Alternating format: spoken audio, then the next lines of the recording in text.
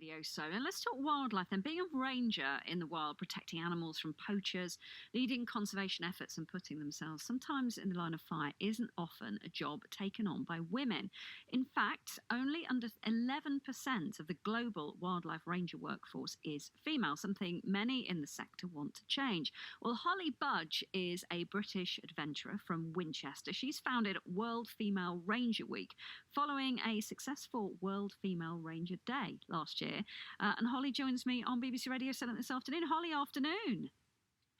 Good afternoon. Really good to talk to you. This is a fascinating subject. Why are there so few women working as rangers then?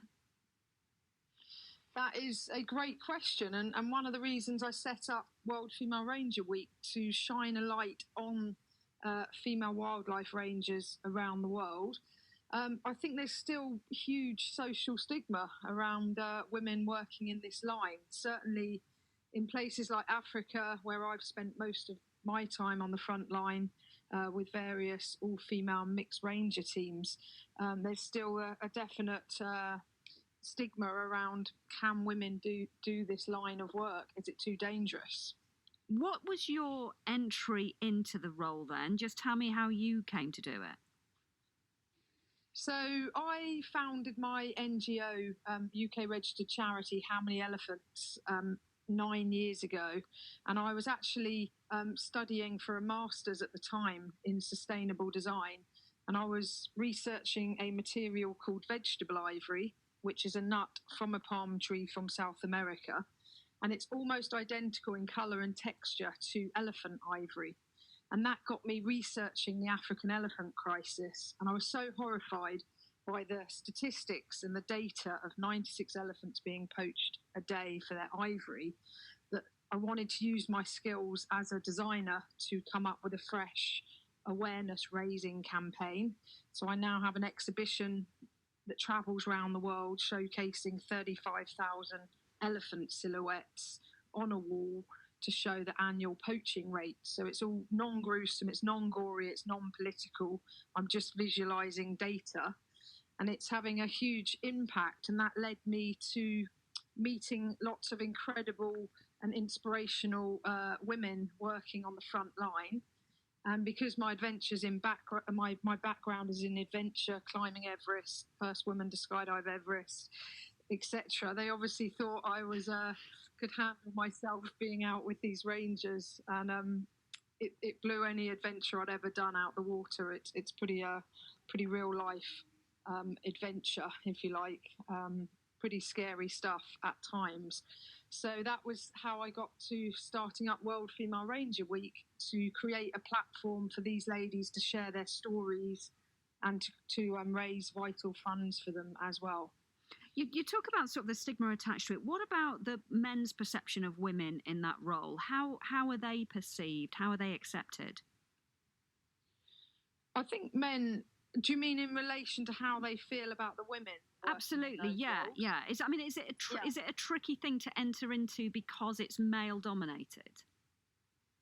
Absolutely, definitely. But I think it's very dependent on the different countries as well. So at the minute, I'm chatting with women all over the world, in Guyana, in Venezuela, India, China, New Zealand, Australia, Scotland, and across Africa. And it's very place dependent, but there's lots of men out there that are very supportive of women coming into the workforce in this role. But as you can imagine, there's still men out there that aren't so supportive of that. In terms of the sort of the training to get into that role, what is that like for women?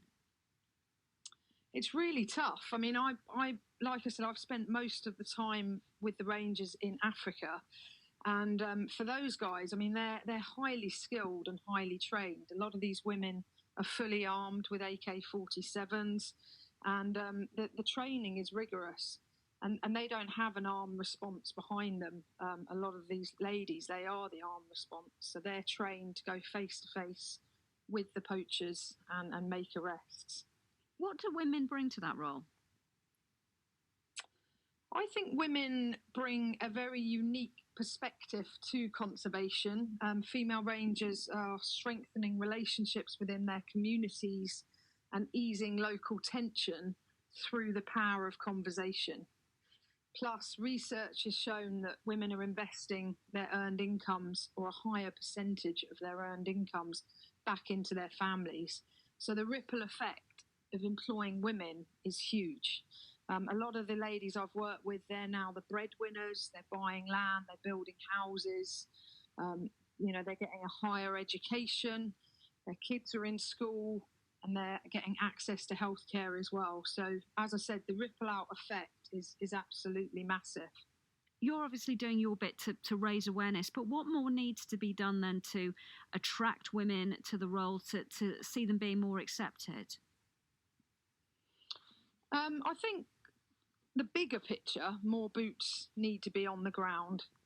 There's massive conservation issues, biodiversity loss all over the world. So it's about getting these women, getting their confidence and the self-belief as well. That's another thing I've noticed, getting them to come forward for selection and putting themselves forward for these ranger roles. And a lot of it is funding, or a lack of funding as well, for the training and deploying them in the field. Holly, it's been fascinating to talk to you. I've got to ask you one more question before you go, because we glossed over it, and I am going to get probably hit if I don't ask you more. First person to skydive off Everest. I mean, how did that come about?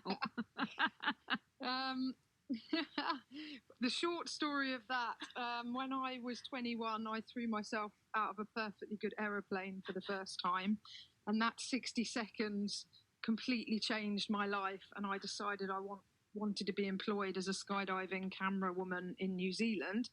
But I knew nothing about skydiving or filming, and I knew nobody in New Zealand, but I went for it, and I managed to score my dream job. And when I heard about the opportunity to skydive over the world's highest mountain, I just knew that wasn't an opportunity I was going to miss out on. So in 2008, I jumped from 29,500 feet, just higher than the summit of Everest, and became the first woman to skydive Everest. Wow. Do you raise lots of money in the process? Do you remember that feeling when you chucked yourself out of the plane?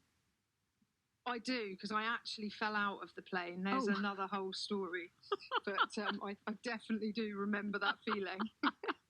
I should think you do. Holly, you are an absolute inspiration. We must get you in the studio for a longer chat at some point, because I bet you've got a few stories to tell, and a few half stories that we've got there as well. Holly Budge, British adventurer from Winchester, who founded World Female Ranger Week.